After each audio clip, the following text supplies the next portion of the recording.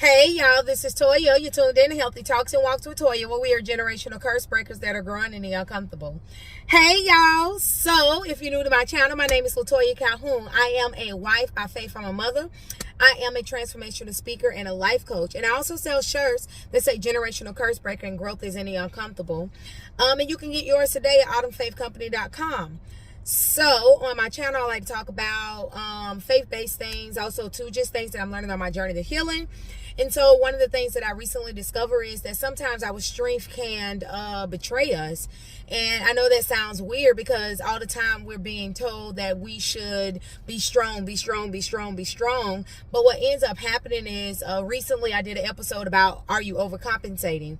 And I was talking about how my hamstring has taken over from my glutes. So then my hamstring ended up being overworked. So it's super tight. And then my glutes are super weak to some degree. They're not super weak, but they're weak. And so part of that happens when we always operate in our strength and we never allow others to help us. We never allow even God sometimes to help us, right? We end up being so hyper independent and we end up being so just relying on ourselves that we never get an opportunity to see that God has provided people in our lives to help us. Also, too, we can also find ourselves working so hard in our own efforts that we end up working against God.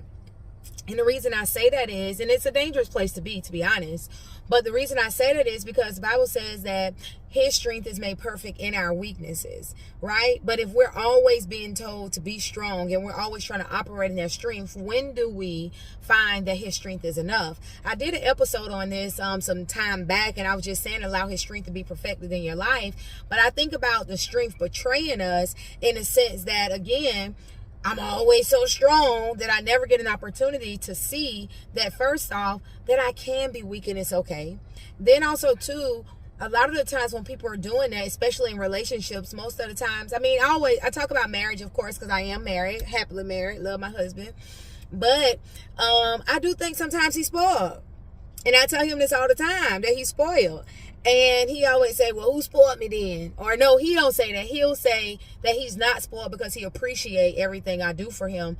But the thing of it is this, the reason that he is that way is because when we first met, I was trying to prove that I was this can do it all woman, right? And I was overcompensating. So I was doing everything like most of the time people do. We try to make it too easy because we want the relationship to never have any issues because we're so afraid that if there's an issue or disagreement that the relationship won't work. That's in friendships as well. That's on jobs as well. And so what happens is we overcompensate and we try to make it too easy, but in that being too easy, what ends up happening is this person gets spoiled.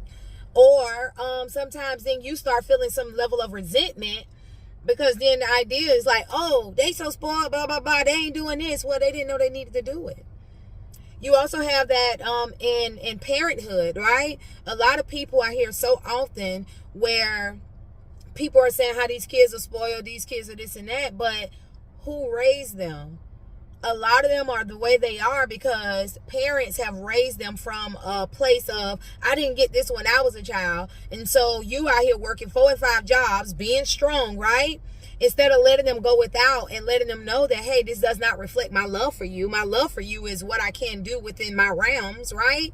But the thing of it is this, I just want to encourage you guys that sometimes our strength can betray us, and sometimes us operating in our strength all the time can definitely be a hindrance to growth from other people in our lives, and also too for certain relationships to reach the next level. You never know that people are willing to meet you at the next level where it's an equal give and take if all the time you're operating in your strength. All the time it's on you, it's on you, it's on you.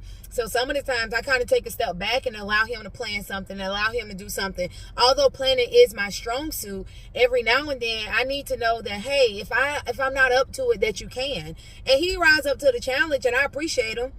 Sometimes it's kicking and screaming to do the things that he know he can do, but it's because I've operated in my strength. Initially, it started with the overcompensation, right? Because I just want to prove that I was the one.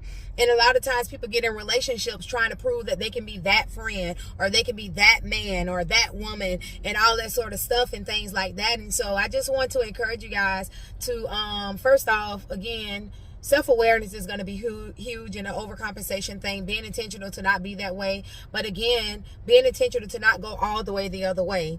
Because just as our strengths can betray us, our weaknesses can too. Oh, I'm just not good at that, so why would I ever try? You would try because you can get better at it. Right? Like, that's how that works. Okay? So, hope this helps somebody. Don't forget to comment, like, subscribe, and share, because it may bless somebody else. Peace.